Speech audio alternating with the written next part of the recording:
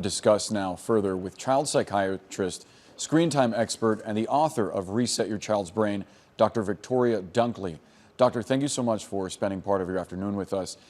Initially, I'm just curious to get your reaction to this research.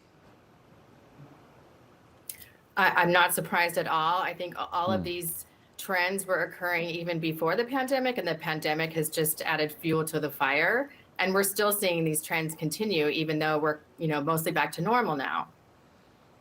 So as far as parents and loved ones, what signs should they be on the lookout for that one of the younger people in their life may be in trouble?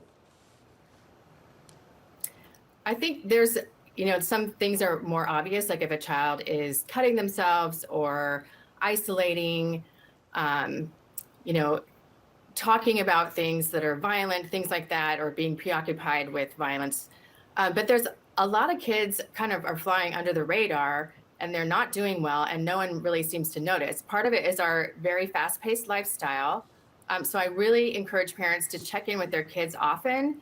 And even when they get help, that's not enough. I think parents, we really need to spend more one-on-one time with kids, not just family time, but really one-on-one time. The brain responds in a different way to one-on-one time. So we're missing that, the eye contact, the face-to-face conversation, being very present with a child. And I tell parents, baby your baby, think about how you act when you have you're a newborn or a toddler. You're very present and trying to listen to everything they say.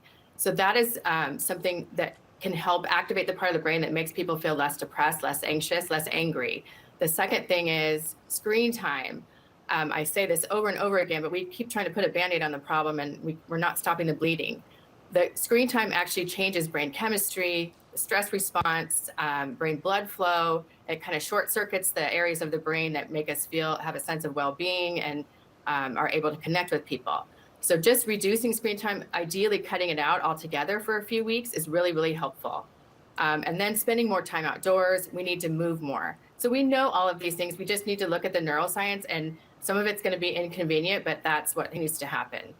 So obviously you mentioned screen time, and there has been a large amount of research that has shown a link between social media specifically and a decline in mental health. Can you talk about the influence of social media among kids?